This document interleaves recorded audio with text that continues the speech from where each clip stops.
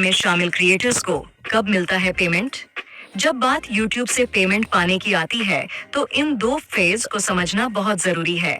Setup phase और payment की processing वाला फेज। अगर आपको YPP के लिए अप्लाई करना है, तो एडसेंस फॉर YouTube का अकाउंट सेटअप करना जरूरी है। YPP में शामिल होने के बाद आपको 4 स्टेप्स और पूरे करने होंगे। ये स्टेप सेटअप फेज का ही हिस्सा होते हैं। पेमेंट पाने के लिए इन्हें पूरा करना जरूरी होता है। चलिए एक एक करके हर स्टेप पर बात करते हैं। इसके साथ साथ हम पेमेंट की टाइमलाइंस पर भी एक नजर डालेंगे। पहले स्टेप में आपके चैनल की कमाई $10 या आपकी करेंसी में $10 के बराबर होनी चाहिए। जब चैनल से इतनी कमाई हो जाएगी, तब आपसे अपनी आइडेंटिटी को वेरीफाई करने के लिए कहा जाएगा। इसके लिए आपको YouTube स्टूडियो में मौजूद कमाई करें पेज पर एक प्रॉम्प्ट दिखेगा। आइडेंटिटी को वेरीफाई करने के लिए आपको एक मान्य सरकारी फोटो ID सबमिट करना होगा। ID 45 दिनों के अंदर ही सबमिट कर दें, नहीं तो आपके चैनल पर कमाई करने का फीचर रोक दिया जाएगा।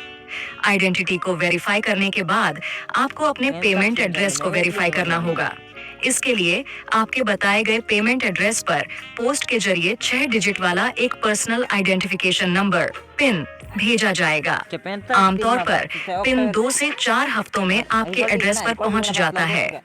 हालांकि आपकी लोकेशन के हिसाब से इसमें और भी समय लग सकता है। जब आपको पिन मिल जाए, तो उसे अपने एडसेंस फॉर YouTube के अकाउंट में डालें। इसके लिए पेमेंट पर जाकर पहचान और पते की पुष्टि पर जाएं। अगर आपको 4 हफ्तों के अंदर पिन न मिले, तो चेक कर लें कि आपकी अकाउंट डिटेल्स और पेमेंट एड्रेस बिल्कुल सही हो। अगर इसमें बदलाव करने की जरूरत है, तो पेमेंट में जाकर सेटिंग पर जाएं। अगर अकाउंट डिटेल्स सही होने के बावजूद आपको पिन नहीं मिला, तो पिन दोबारा भेजने की रिक्वेस्ट करें। इसके लिए एडसेंस फॉर YouTube में पेमेंट पर जाएं, फिर पहचान और पते की पुष्टि में जाकर पिन फिर से भेजें को चुनें। ध्यान दें, पिन भेजने की रिक्वेस्ट 3 बार की जा सकती है। साथ ही पहली बार पिन जनरेट होने के 4 महीनों के अंदर अपने अकाउंट में पिन डालना होगा। 4 महीनों के बाद कमाई करने का फीचर आपके चैनल के लिए रोक दिया जाएगा। इसे फिर से शुरू करने के लिए आपको वेरिफिकेशन करना पड़ेगा। ये स्टेप्स पूरे होने पर आपसे पेमेंट डिटेल्स मांगी जाएंगी। जैसे आपको कहा जाएगा कि एडसेंस फॉर YouTube पर अपने टैक्स की जानकारी जोड़ें और पेमेंट का तरीका जोड़ें। YouTube पर कमाई करने वाले सभी क्रिएटर्स को अपने टैक्स की जानकारी देनी पड़ती है, फिर चाहे वे किसी भी देश में हों। अपने एडसेंस फॉर YouTube अकाउंट में टैक्स की जानकारी जोड़ने के लिए पेमेंट पर जाएं। इसके बाद पेमेंट से जुड़ी जानकारी पेज में सेटिंग मैनेज करें पर जाएं। अब पेमेंट्स प्रोफाइल पर जाकर अमेरिका में लगने वाले टैक्स से जुड़ी जानकारी के बगल में मौजूद बदलाव करें पर क्लिक करें। इसके बाद टैक्स की जानकारी मैनेज करें पर क्लिक करें। अगला स्टेप है पेमेंट का तरीका चुनकर उसे सेटअप करना।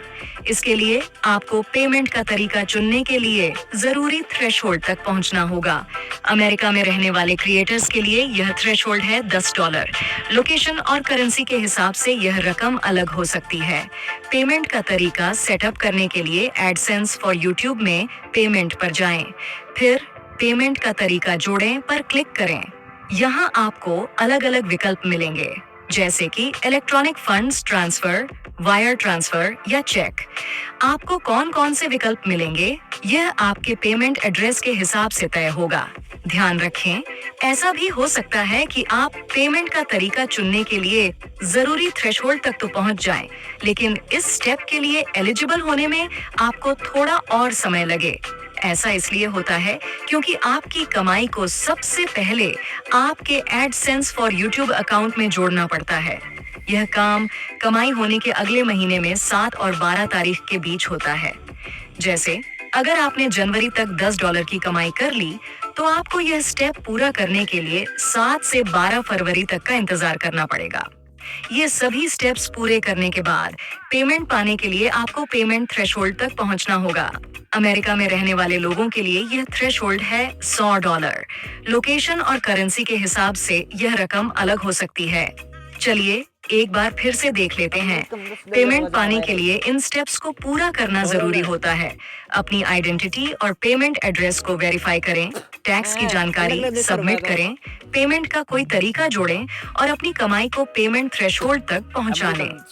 इन स्टेप्स को पूरा करने में थोड़ा समय लग सकता है, इसलिए अगर आपको पेमेंट सेटअप से जुड़ी अपनी प्रोग्रेस चेक करनी हो तो YouTube स्टूडियो के कमाई करें सेक्शन में जाएं।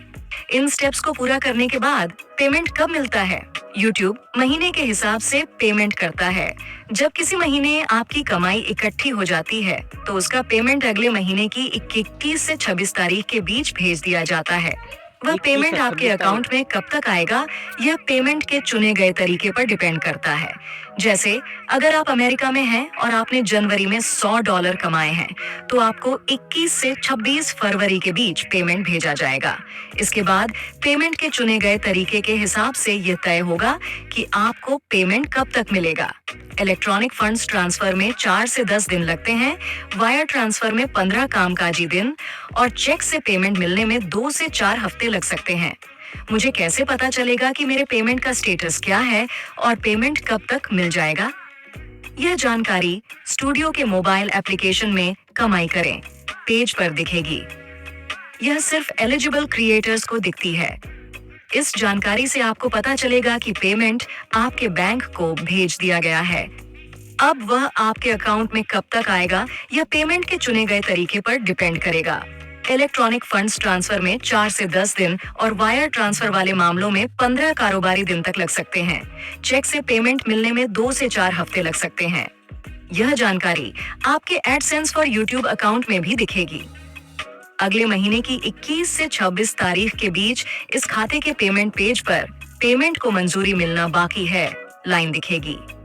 इस बात का ध्यान रखें कि एडसेंस फॉर यूट्यूब अकाउंट में जानकारी कभी-कभी ही अपडेट की जाती है, इसलिए हमारा सुझाव है कि आप अप टू डेट जानकारी पाने के लिए स्टूडियो एप्लीकेशन के कमाई करें पेज पर जाएं।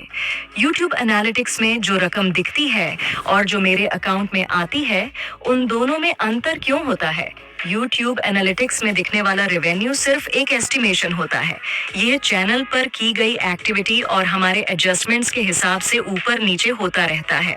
पेमेंट्स का मतलब होता है टैक्स वगैरह काटने के बाद आपको मिलने वाली रकम। आपको भेजा गया पेमेंट ही आपकी असल कमाई होती है। आपको यह रकम स्टूडियो के मोबाइल एप्लीकेशन में या एडसेंस फॉर यूट्यूब अकाउंट में दिखेगी। इसमें invalid traffic, content ID claims, tax और दूसरी वजहों से होने वाले बिलिंग एडजस्टमेंट्स के मुताबिक बदलाव किए गए होते हैं। ये बदलाव कुछ और वजहों से भी किए जा सकते हैं, जैसे अगर डेटा मिलने में देर हो जाए या पिछले महीनों की कमाई भी एक साथ आ जाए। अगर किसी क्रिएटर को डॉलर में पेमेंट नहीं मिलता है तो करेंसी कन्वर्जन रेट्स और उनके कन्वर्ट होने के दिन के हिसाब से भी कमाई की रकम अलग हो सकती है। पेमेंट पाने के बारे में ज्यादा जानकारी के लिए डिस्क्रिप्शन में दिए गए लिंक्स पर जाएं। वीडियो देखने के लिए धन्यवाद।